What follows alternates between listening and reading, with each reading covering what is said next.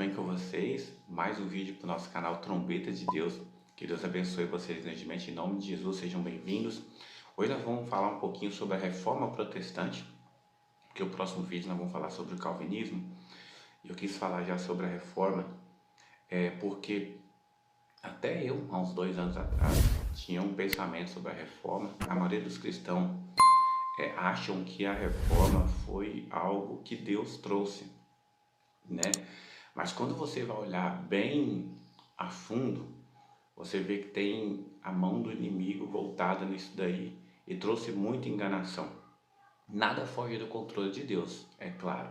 Se aconteceu é porque Deus permitiu que fosse assim. Até porque também tinha muitas barbaridades relacionadas à Igreja Católica que nós vamos aprender quando nós formos falar da Igreja Católica. Não é para esse vídeo, mas de toda forma nós vamos ver que os reformadores e as doutrinas que seguiram no protestantismo foram doutrinas heréticas. Da mesma forma, os reformadores não tinham caráter de Cristo. Eles fizeram uma revolta contra a igreja, mas depois seguiram como pessoas que não tinham caráter de Deus, e nós vamos ver isso daí, certo? Tem vários reformadores, nós vamos atentar para 2 deles, para a gente ter uma ideia de como foi o período da Reforma, que é Martinho Lutero e Calvino. Tem outros que eu vou citar o nome deles aqui no final, mas vocês vão ver quão rude e quão tenso foi esse período e que não demonstra nada de uma atitude daquelas pessoas serem servas de Deus, certo? Eu anotei tudo aqui, então vocês vão ver eu lendo, que é bastante coisa, mas nós vamos falando assim. Então vamos começar pelo Martinho Lutero, que é o mais conhecido em questão de reforma. Apesar de Calvino ter vivido praticamente na mesma época e também ser um reformador do período de Martinho Lutero, ele ficou mais conhecido como calvinista mesmo, né? Pela lei, pelas doutrinas calvinistas. Mas ele também fez parte desse movimento. Então vamos lá.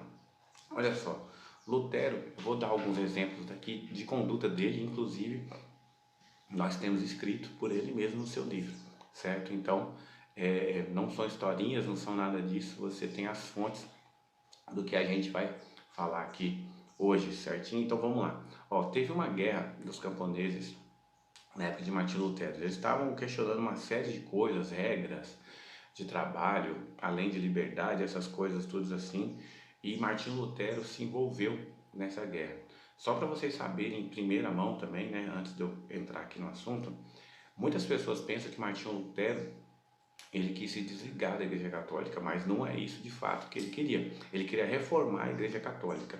Tanto que ele teve que ser excomungado, porque ele não se arrependeu do que ele colocou naquelas 92, 96 teses, acho que é isso, que ele colocou. E aí ele acabou sendo excomungado, mas a ideia de Martinho Lutero sempre foi reformar a Igreja Católica. Ele não queria criar outras igrejas, né, como outros reformadores fizeram, porque ele fez aquelas 95 teses, irmão, acho que é 95, que ele colou na igreja. Ele fez esse 1500, mas tinha outras pessoas que já faziam, como chama aí na história, de pré-reforma desde 1300. Então você vê que era um movimento que foi correndo ali ao longo do tempo até chegar em Martinho Lutero e fazer de fato a reforma, né?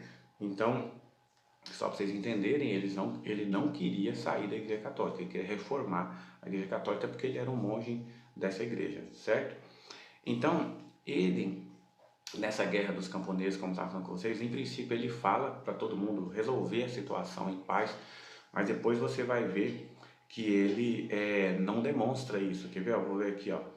Mais tarde ele escreveu assim, ó, acerca dos camponeses. Olha só daquela guerra dos camponeses que eu estou citando aqui, ó. Os camponeses eram hortas salteadoras e assassinas e pediam às autoridades que usassem contra eles suas espadas em nome de Deus. Viu só? Martinho Lutero achou inaceitável as reivindicações políticas e sociais dos camponeses e exigiu obediência aos seus senhores. Essa revolta deixou mais de 100 mil mortos no campus do Império. Então você vai ver que, de fato, os servos têm que obedecer aos seus senhores. Mas daí você usar palavras e atitudes e mandar reprimir com toda a força não são características de um servo de Deus. Você vai ver que quando Jesus veio à Terra, ele trouxe um impacto muito grande nos judeus, porque em princípio a lei de Deus estava lá com eles, por causa do ensinamento dele. Ele não ficou com uma conversinha que eu vejo muito hoje o pessoal falando, ah não, mas é porque Calvino e Lutero mandaram matar, mandaram fazer isso aqui, porque era a época deles, era transição, não sei o que, eles usam mais essa época, era do contexto da época. Irmão, o contexto da época de Jesus era o contexto do Velho Testamento, com aquele monte de fariseu e hipócrita, e nem por isso Jesus teve atitude igual a deles. E é isso que eu quero que vocês ouçam esse vídeo até o final com essa mente, porque quando Jesus entra, o caráter é transformado. Existe o processo de transformação? Existe, mas você vê a evidência clara na pessoa que ela está deixando de lado tudo aquilo que ela praticava. E você vai ver que o processo de mudança num indivíduo sozinho, ele é muito mais rápido que numa sociedade inteira. A exemplo do povo de Israel, a transição entre as alianças, entre a antiga aliança e a nova aliança. Você vai ver que os sacrifícios oferecidos de animais, eles foram parar lá no ano 70, quando o templo foi destruído. Então, ou seja, foi no ano 70 depois de Cristo, ou seja, foi ali praticamente 70 anos de transição, certo? Mas você tinha que mudar uma nação inteira, certo? Quando o trabalhar de Deus está sendo relacionado num homem só, esse processo tende a ser muito mais rápido. Aí você pode perguntar assim, irmão, mas Giovanni, Deus não tem poder de transformar o homem de uma vez? Tem. E ele pode fazer isso quando ele quiser. Todavia, aí, esse tipo de pergunta até soa um pouco calvinista, porque você vai ver que Deus, ele transforma o seu servo dentro da sua liberdade, do seu livre-arbítrio. Deus não te obriga a parar de fazer nada. Ele transforma você e faz você entender que você precisa melhorar. É assim que Deus sempre trabalhou. Ele não interfere em nossas escolhas. E então, com isso em mente, você vai ver que por isso que existe o processo de transição. Porque Deus, a lei de Deus vai sendo escrita em nós e nós vamos mudando o nosso caráter, certo? E você não vê isso nesses reformadores. Um dos exemplos é essa questão dos camponeses. Outro exemplo bem pesado é a questão do antissemitismo de Lutero. Isso ele escreveu também em seus livros, e o nome do livro dele que ele fala sobre essa questão do antissemitismo é Sobre os Judeus e Suas Mentiras, tratado escrito pelo teólogo em janeiro de 1543. Então, ele escreve um livro que é pesado, as palavras dele demonstram o caráter que ele tem. Então você vai ver que Martinho Lutero, você vai ver durante a história, quando você vai estudar, que ele tentou ser solidário e falar sobre a palavra com os judeus, né, que seguiu o judaísmo, mas ele viu que eles não se converteram, então ele se revoltou violentamente contra esse povo. Então, vamos lá, você vai ver que na escrita de Martinho Lutero, nesse livro dele, ele defende, você consegue ver nas entrelinhas, a perseguição aos judeus, a queima de sinagogas e escolas judaicas, a destruição de bens religiosos e a proibição de rabinos pregarem e o confisco de dinheiro deles. Então, você vai ver textos que foram usados inclusive pelo nazismo. Olha algumas frases escritas, alguns parágrafos escritos dentro do livro de Martinho Lutero, e aí eu queria que você avaliasse se isso são palavras e atitude de uma pessoa que é transformada por Deus e está fazendo uma reforma em nome de Deus. Vamos lá. Olha só, esses vermes, isso aqui está falando de judeus, tá? Esses vermes envenenados e venenosos devem ser recrutados para o trabalho forçado ou expulsos de uma vez por todas. Aí você vai ver que, além de ele falar essas palavras pesadas, ele parece incitar o assassinato aos judeus, quando ele diz assim, ó, temos culpa de não matá-los. Viu só? Isso está no seu livro, sobre os judeus e suas mentiras, que ele escreveu em 1543. Então, palavras pesadas essas. Olha só aqui, ó. Ele diz que aqueles que aderem ao judaísmo, olha só o que ele fala daqueles que que querem aderir ao judaísmo, devem ser considerados como sujos e que eles são cheios de fezes do diabo, que chafurdam como o porco. Ele fala que ainda que a sinagoga, que é a igreja do judaísmo, né, é um prostíbulo incorrigível. Irmãos, isso não são palavras de um servo de Deus e que está ali dizendo que está fazendo uma reforma em nome do Senhor. Isso é um caráter de uma pessoa ímpia, que tem ódio no coração em vez do amor de Deus. E você vê que A palavra de Deus como um todo, mesmo com Israel desobedecendo, que hoje a situação de Israel é essa, eles estão fora da direção de Deus, eles não creem no Messias, eles seguem Talmud, seguem leis que não são de Deus, escritas por homens, eles estão fora da presença de Deus, mas Deus sempre promete a restauração de Israel. Deus fala de forma dura muitas vezes com Israel, mas é para a correção de Israel, mas ele promete uma restauração de Jerusalém, a cidade como terra, como lugar, e também do povo de Israel. Então, esse ódio, ele não se condiz com a palavra de Deus. Olha só uma outra coisa aqui, ó, que ele fala, ó, queime as suas sinagogas, negue a eles o que disse anteriormente, force-os a trabalhar e trate-os com toda sorte de severidade. São inúteis, devemos tratá-los como cachorro loucos, para não sermos parceiros em suas blasfêmias e vícios, e para que não recebamos a ira de Deus sobre nós. Eu estou fazendo a minha parte, diz em um trecho da obra. Então, você vai ver que ele a todo tempo ataca nessa obra. Eu tirei alguns pedacinhos, eu também não li ela toda, li alguns resumos, não achei que era proveitoso eu ler tudo, eu tirei alguns pedaços para poder só citar aqui para os irmãos, mas eu indico vocês dar uma olhada lá, não sei se você quiser ler tudo, você pode ler, mas dá uma olhada nas palavras que estão lá. Agora olha só, o último texto aqui, resumindo, caros príncipes e nobres, isso aqui ele escrevendo para o pessoal do governo, né? Que tem judeus em seus domínios, se este meu conselho não vos serve, encontrai solução melhor, para que vós e nós possamos ser livres dessa insuportável carga infernal, os judeus. Viu só que ele fala assim, ó, se o que eu estou falando para vocês fazerem aqui no meu livro não serve para vocês, encontre uma solução melhor, mas encontre uma solução para destruir os judeus, é isso que ele está querendo dizer. Então, com isso você já consegue enxergar que o caráter dele não é correto. Ele tem a maldade no coração. E aí eu escrevi aqui que ó, as ideias dele sobre os judeus ajudou os governos autoritários alemães a fazer isso ali na Segunda Guerra Mundial, de matar aquela quantidade ali no Holocausto, matar aquela quantidade de judeus, se não me engano 6 milhões de judeus. Então você vai ver registro do nazismo em seus comícios, nas suas reuniões de política, citando o livro de Martinho Lutero. Quando você estuda um pouquinho a mais, você entende que ele não tinha nada de Deus. Ele estudou a palavra, viu lá em Romanos, se apegou à graça, né, dada de graça, e é assim realmente o Senhor enviou o seu Jesus Cristo e não cobrou da gente um valor em dinheiro. O que o Senhor cobra de nós hoje é uma vida de santidade, fazer as boas obras, né? Confirmar a nossa salvação, porque o Senhor Jesus Cristo trouxe a possibilidade de salvação através do seu sacrifício e se dispôs para toda a humanidade a oportunidade de quererem ser filhos de Deus.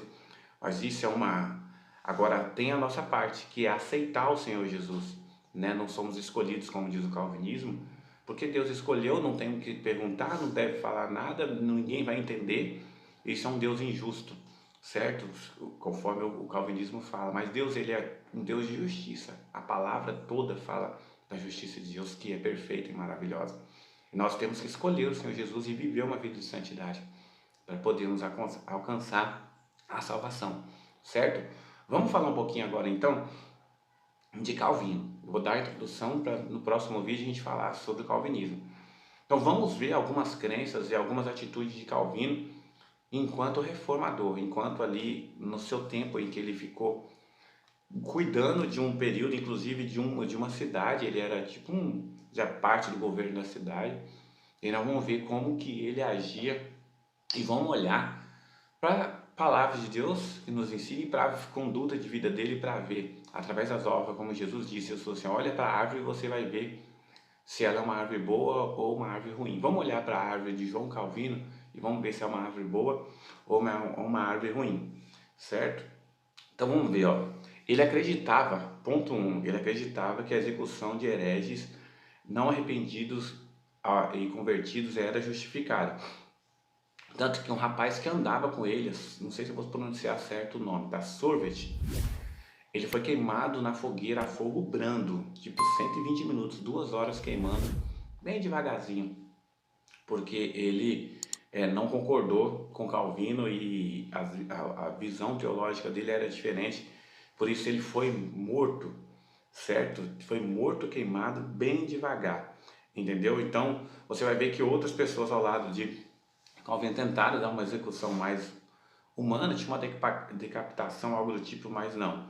Ele foi queimado. Olha só, vamos ver o que Calvino diz. Eu vou colocar na tela depois para vocês, conforme não foi editar o vídeo, aonde eu peguei as informações, tá bom? Porque como eu percebi que aqui no Brasil, como Calvino é muito venerado, principalmente pelo calvinista, você não vai encontrar muita coisa falando contra ele. Você vai ver que, na verdade, há muitos calvinistas justificando, tentando, como eu disse, pegar essa parte de Calvino e tentar colocar no contexto histórico, tentando justificar para poder continuar adorando esse cara. É tipo uma adoração. Então, você vai ver os textos aqui, eu tive alguns contatos aqui com textos já traduzidos, de estudos de fora, citando fontes, e eu vou colocá-las para vocês aí, combinado?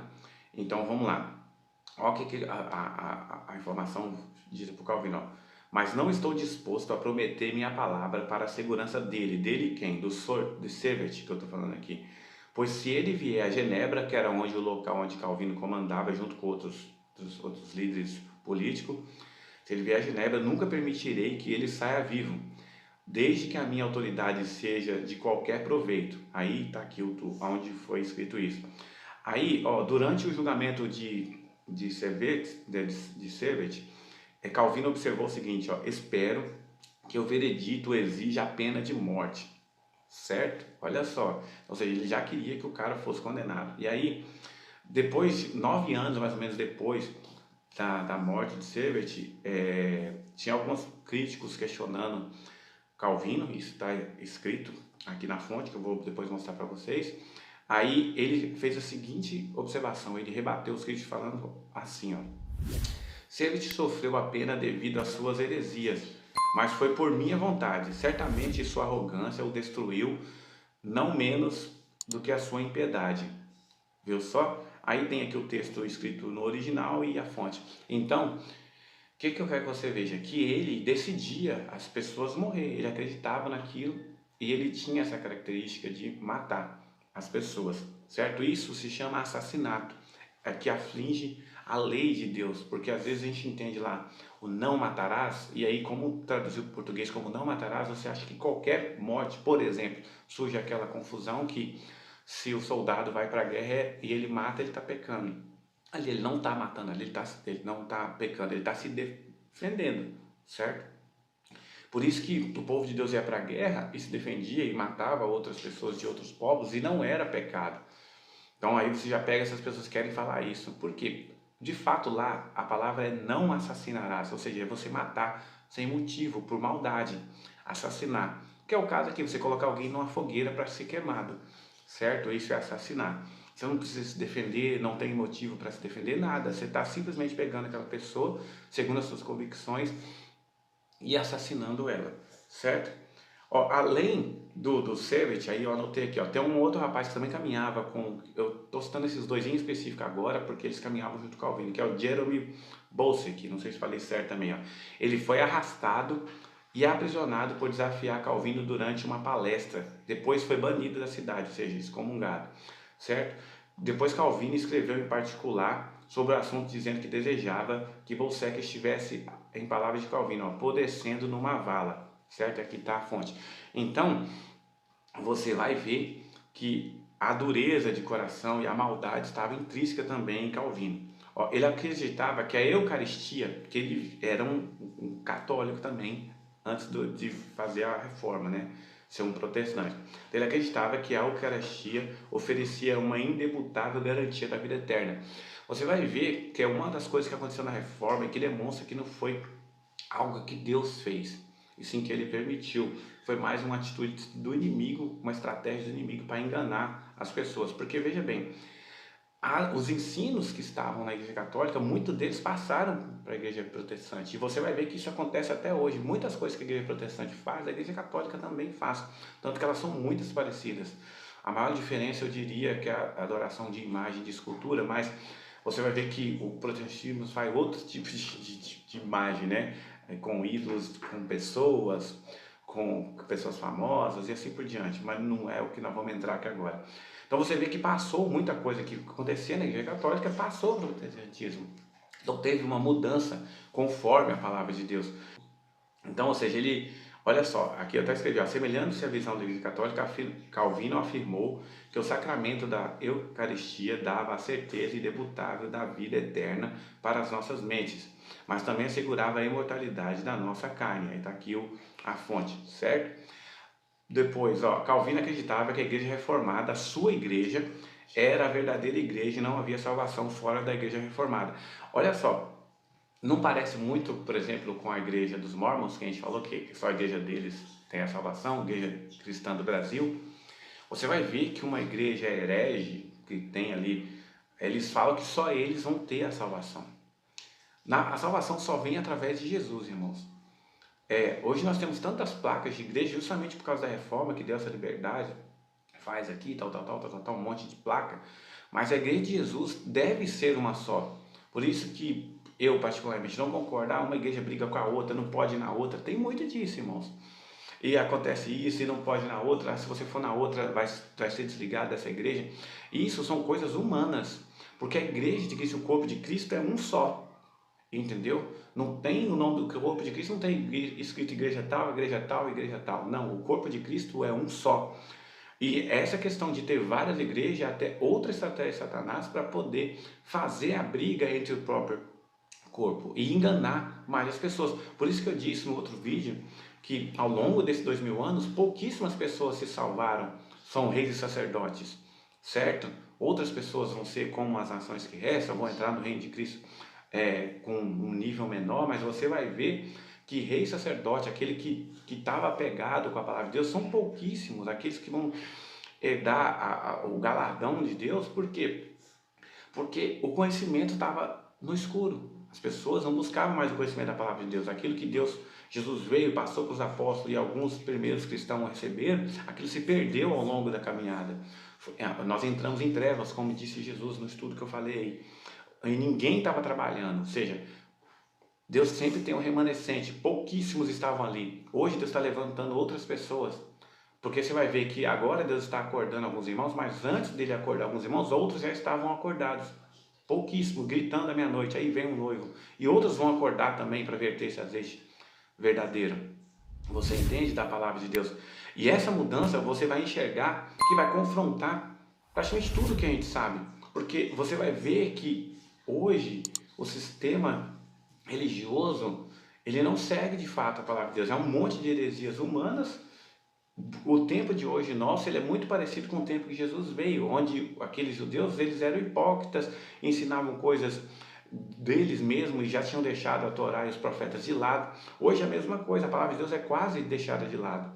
Você vai ver que ela é usada, ela é lida, mas é fora do contexto, usando o texto para defender uma linha teológica e assim por diante. As pessoas hoje, como eu já disse também em alguns vídeos do canal, eu assistia recentemente debates de uma linha e de outra, e você vê que a preocupação das pessoas não é defender a Cristo, mas é defender sua linha teológica. Você entende qual é o pensamento das pessoas? Não é de defender a Deus e pegar a palavra de Deus e defender com unhas e dentes, que é o correto, mas é defender uma linha teológica. Então você vai ver que tudo isso veio com a reforma, foi vindo. E esses homens que fizeram isso, que hoje são praticamente venerados por muitas pessoas, eram homens que não tinham caráter de Cristo, eram homens que tinham caráter de ímpio, que faziam coisas que o Senhor Jesus não faria. Então vamos lá. Então ele falava que a igreja era só a dele que tinha salvação. Ele convenceu inclusive um anabatista chamado Hermann a sair dos anabatistas, porque o Calvino considerava os anabatistas uma seita. Então ele convenceu esse cara a se juntar à igreja dele reformada, e aí ele falou assim sobre esse homem, o João Calvino, palavra João Calvino, vamos lá. Hermann, se não me engano, de boa fé, retornou à comunhão da igreja. Ele confessou que fora da igreja não há salvação, a igreja dele, tá? E que a verdadeira igreja está conosco. Portanto, foi covarde de deserção para longe da verdadeira igreja, quando ele pertencia a uma seita. Aí está falando dos anabatistas, separada dela, a verdadeira igreja. Entendeu só? Aí está aqui a fonte. Então você vai ver que ele acreditava que só a igreja dele era a igreja correta, certo? Quarto ponto, ó, Calvino acreditava que era aceitável violentamente ofender com palavras seus oponentes usando nomes depravados e grosseiramente ofensivos, certo? Olha só, Calvino ele tratou os críticos dele, aqueles que queriam falar com ele, com desprezo, chamando-os de porcos, jumentos, lixo humano, cachorros idiotas e bestas fedorentas. Ele disse de um grande líder anabatista, o nome do líder era Meno Simons. Ele falou assim, ó, nada poderia ser mais presunçoso, nada mais desenvergonhadamente imoral do que este jumento. Aí está a fonte aqui onde retirou esse texto. Então você vai ver que também, assim como Martim Lutero usava palavras grossas, e nós vemos a palavra de Deus falando que um servo de Deus não usa palavras torpes. Paulo ensinou isso. Palavras torpes são palavras grosseiras. O servo de Deus ele é manso e sabe, e fala na hora correta. Não usa palavras desse tipo, certo? 5. Calvino acreditava que a pena de morte do Antigo Testamento deveria ser implantada, inclusive ainda hoje, com todo rigor, certo? Da mesma forma como Jesus disse que os judeus não entenderam a Antiga Aliança, Calvino também não entendeu. Ele queria aplicar de forma errada. Então, por exemplo, aí vamos dar alguns exemplos da cidade de Genebra, onde ele fazia parte da governança daquela cidade. Ó, a cidade de Genebra ela era governada pelo clero e também pelos políticos, né? Então ela era composta por 5 pastores e 12 anciãos leigos escolhidos pelo Conselho de Genebra. Então a voz de Calvino era de longe a mais influente, dominando a cidade como um todo, certo?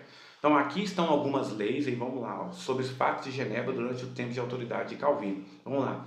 Ó, toda a família tinha que assistir, como que eram as regras da cidade de Genebra. Vamos lá. Toda a família tinha que assistir os cultos de domingo de manhã. Se houvesse pregação em dias de semana, quase sempre havia, todos também tinham que assisti-la. Calvino falava, pregava mais ou menos de 3 a 4 vezes por semana. Ó, se alguma pessoa chegasse ao culto após o sermão ter começado, ela seria advertida. Se continuasse a fazer isso, teria que pagar uma multa significativa em dinheiro, certo? Como se, tipo assim, você não foi, chegou atrasado na igreja, você vai pagar uma multa. Heresia. A heresia era considerada como sendo um insulto a Deus e traição ao Estado. Você viu que a relação não defendia só a Deus, ele tinha uma defesa de um governo junto com isso. Então tá, ó, e era punida com morte. Então o herege era punido com morte. Você combater a heresia é certo. A forma que você combate que é o problema. Ó. O que era heresia? Aí vamos lá, não é o que contradizia a palavra de Deus. Olha só, a heresia era toda a doutrina que Calvino odiasse e por ele era decretada como sendo herética. Viu só? A base não era a palavra, era o que ele dizia. Se ele considerasse heresia, era heresia. Não precisava de olhar para a palavra, nada disso.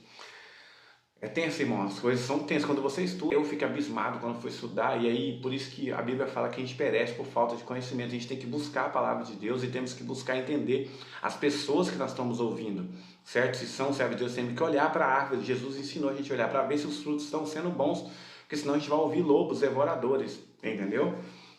Olha só, o clero deveria abster-se de caçar, de jogos de azar, de festejar, de negociar, de diversões seculares, e tinha que aceitar anuais visitas de inspeção. Olha só, as pessoas tinham que anuais e também de escrutínios, que é tipo um interrogatório e investigação morais por parte dos superiores da igreja. Ou seja, a igreja vinha na sua casa um dia aleatório e você tinha que aceitar uma investigação para ver se você estava andando conforme era para ser feito. A aposta de jogos de azar envolvendo dinheiro, jogar carta, frequentar tabernas, dançar, canções indecentes e irreligiosas, falta de pudor no vestir, eram proibidos.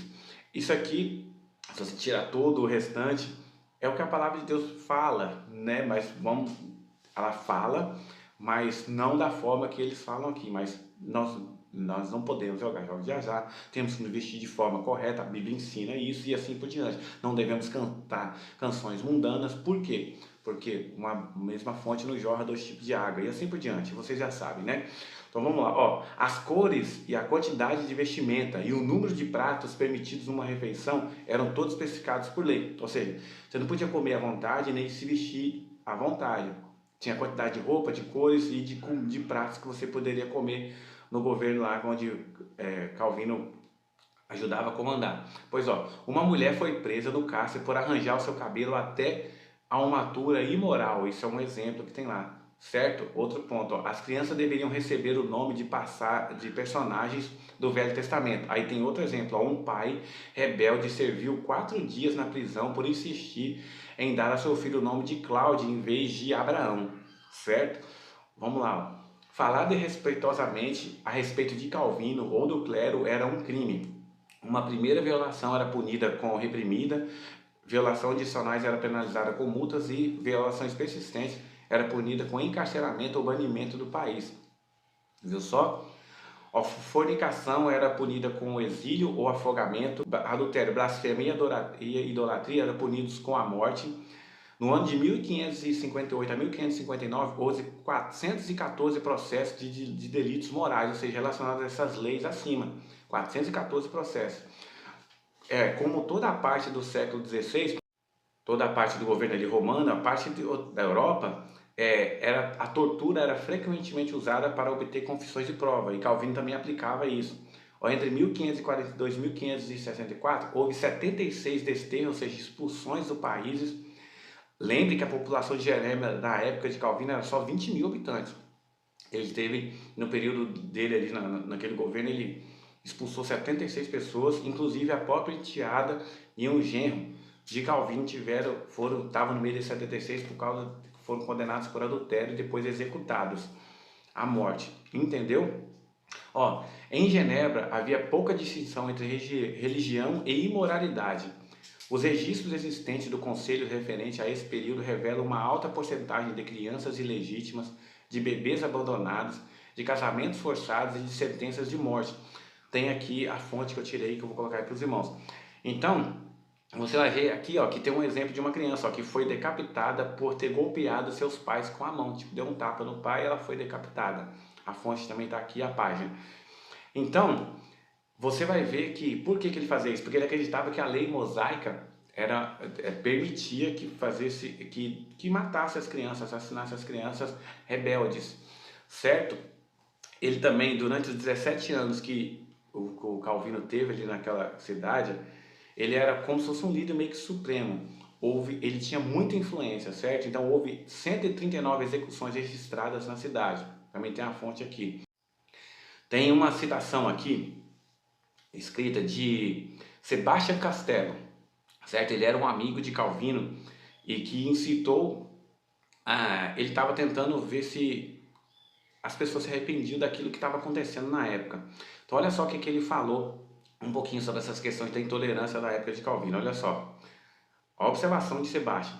Se o próprio Cristo viesse agora a Genebra, ele seria crucificado. Sim, porque Genebra não é um lugar de liberdade cristã. Ela é governada por um novo Papa. Aí estava citando João Calvino.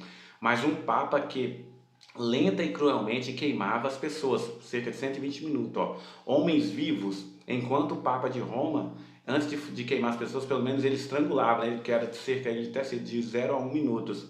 Aqui está a fonte. Viu? O cara era um amigo de Calvino, vendo essas crueldades, ele se afastou e tentava demonstrar a crueldade. Olha só, Castelino também fez uma outra observação, olha só qual foi, ó. Podemos nós imaginar Cristo ordenando um homem ser queimado vivo por defender o batismo somente de adultos? Porque Calvino queria que, igual a Igreja Católica, tinha que batizar a criança.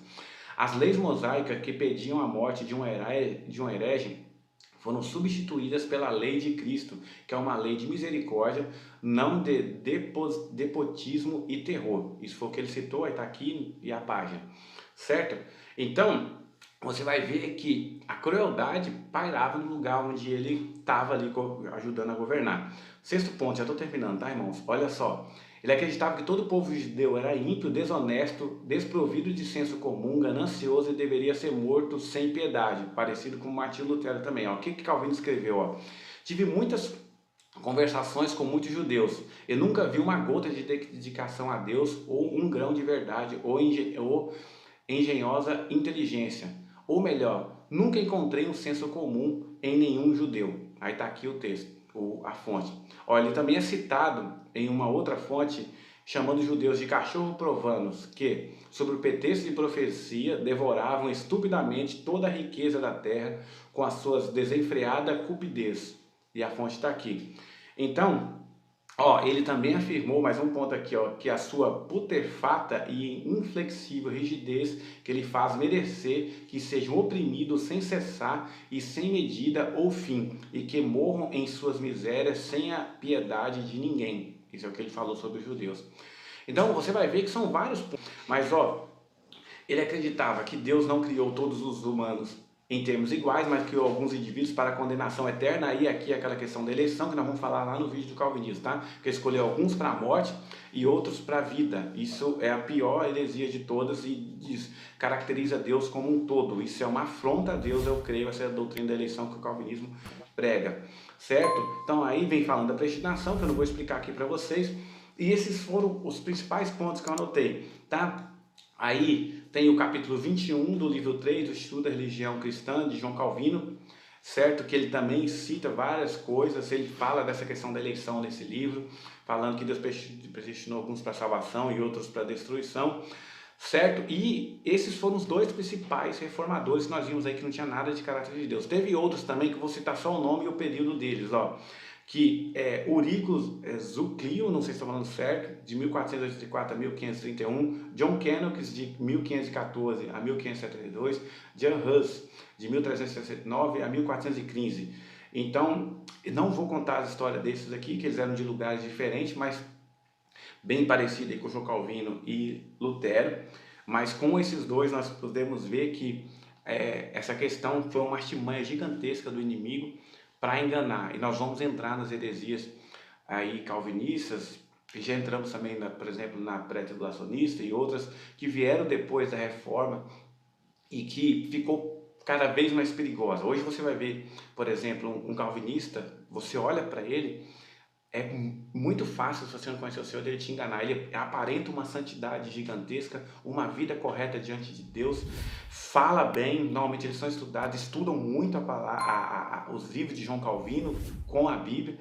Primeiro estudam os livros de João Calvino, depois eles vão olhar lá na Bíblia, mas eles estudam bem, falam com propriedade, aparentam santidade, como eu disse, e isso vai enganando as pessoas. E aí eles são, como Jesus disse, hipócritas, que demonstram uma santidade que eles não vivem. Quando eles abrem a boca, você percebe que são lobos devoradores, que estão destruindo o Senhor, manchando a santidade de Deus, a justiça de Deus, por uma justiça esquisita e uma justiça medonha, que deixa as pessoas com medo. Imagina eu falar para você assim, que você está condenado, porque Deus quis que você fosse condenado e eu estou sendo salvo, e ponto final. Ah, mas por quê? Não tem porquê, Deus escolheu assim, eu estou sendo salvo e você está sendo condenado. Não tem um porquê. Isso mostra um Deus ridículo e um Deus esquisito, entende? É isso que essas doutrinas mostram. Então você vai ver, aí tira toda a justiça de Deus, e o inimigo gosta disso, de tirar o caráter de Deus, de zombar de Deus. Você vê isso em várias linhas heréticas, que é uma zombaria do inimigo com o Senhor. Então, nós vamos estudar para que o Senhor possa nos acordar e nos despertar. Amém, meus irmãos? Então, medite em tudo que a gente falou aqui, medite sobre a reforma, leia os textos de novo, ouça de novo o vídeo se precisar. Você mesmo vai e pesquisa, pelo amor de Deus, irmãos, não fica só acreditando no que eu estou falando. Busca, lê a Bíblia, lê na história aí a história desses homens, para você mesmo chegar na revelação que Deus vai te dar. Amém? Aqui é só um vídeo para te ajudar, mas você precisa estudar. Porque se você ficar só me ouvindo o calvinista, ouvindo sei quem, você vai ser enganado por alguém. Alguém que vai estar como louco vai te enganar. Atenta, você tem que ler, em nome de Jesus, tá bom? Então compartilhe esse vídeo, para que outras pessoas também sejam abençoadas pelo Senhor e que cheguem ao conhecimento verdadeiro de Deus. Amém? Até o próximo vídeo, que Deus abençoe vocês, em nome de Jesus. A paz do Senhor.